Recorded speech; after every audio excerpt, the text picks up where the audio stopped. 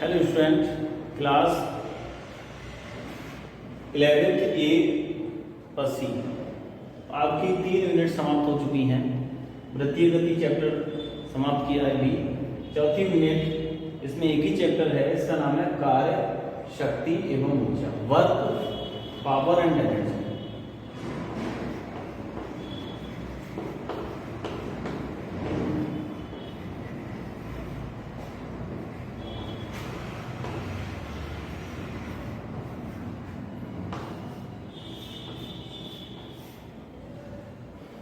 तो इसमें कुछ टॉपिकों को आप समझेंगे। कार्य किसे कहते हैं? जब हम किसी वस्तु पर बल लगाएं और उस वस्तु को बल की दिशा में विस्थापित कर दें, तो आरोपित बल और विस्थापन, इनके गुणनफल से हमको जो राशि मिलती है उसको कार्य कहते हैं।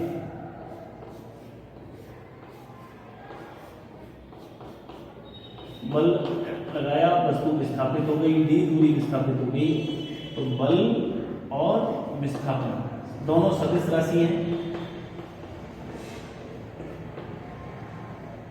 इनके अदिश गुणन को कार्य कहते हैं, अर्थात एफ डी कॉस थीटा।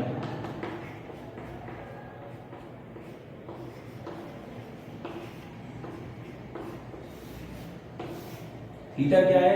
यहां बल, आरोपित बल और जिधर को वस्तु विस्थापित हुई है, इन दोनों दिशाओं के बीच बना कोण है। कार्य का मात्रक क्या होगा? न्यूटन मीटर, या हो जाएगा जूल। कार्य का विभेद सूत्र आप देख ही चुके हो, ये इसमें कार्य रहेगा।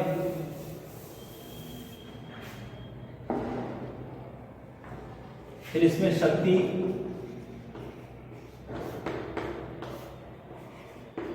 किसी मशीन या व्यक्ति के कार्य करने की समय दर को, किया गया कार्य वो कितने समय में किया, इन दोनों राशियों के अनुपात को शक्ति कहते हैं। मात्रक इसका क्या होता है? जूल प्रति सेकेंड, या होता है वाट। अब बल गुणा विस्थापन लिखते हैं, बटे समय लिखते हैं, इसके और भी फार्मूले बन जाएंगे। फिर इसमें टॉपिक रहता है ऊर्जा।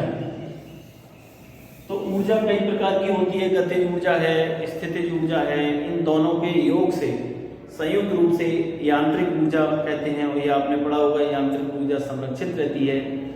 किसी भी निकाय की ऊर्जा को न उत्पन्न कर सकते हैं न नष्ट कर सकते हैं। तो गतिज ऊर्जा, गतिमान वस्तु है, m द्रव्यमान है, वेग उसका v है, तो गतिज ऊर्जा क्या होती है उसकी? Half mv²। Half mv²।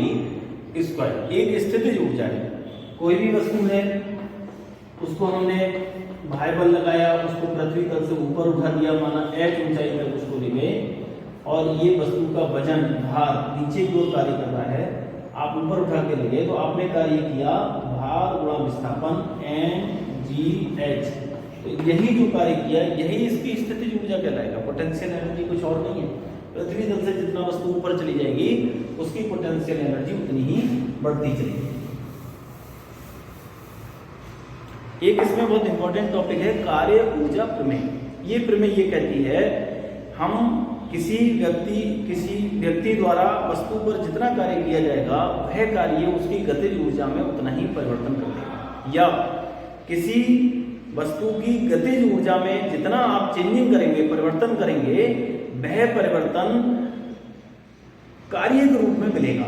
एक ही बात है। इसको कैसे भी आप कह दो, देखो ये गति की तृतीय समीकरण, एक समीकरण पहली होती है v = u + at, दूसरी समीकरण होती है s = ut +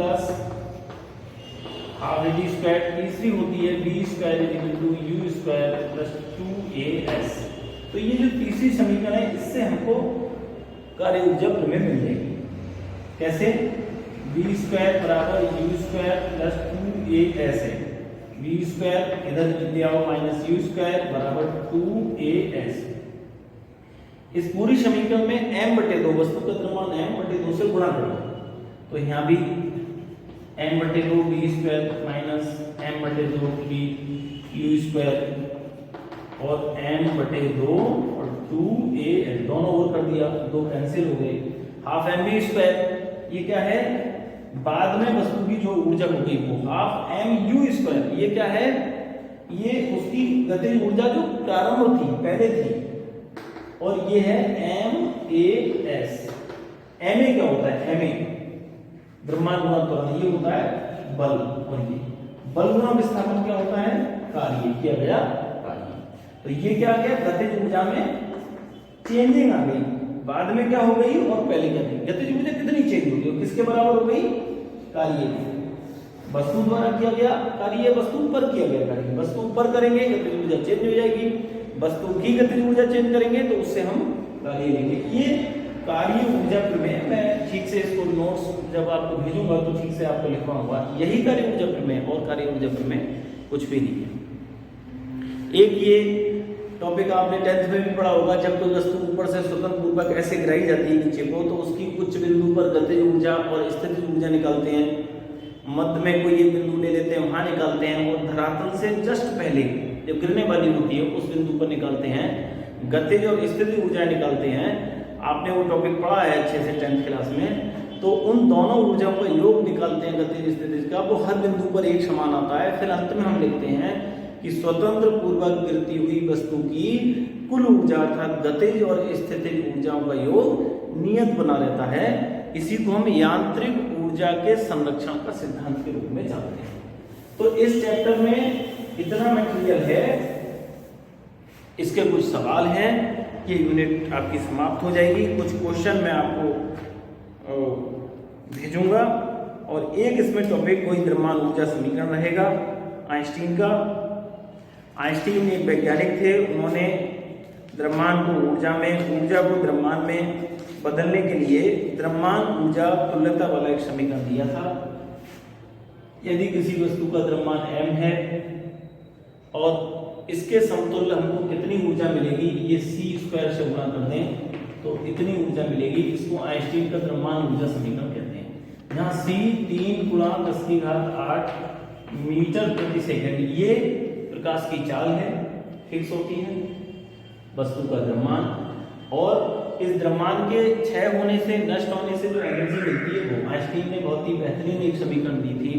इससे विभिन्न कई प्रयोग हुए हैं।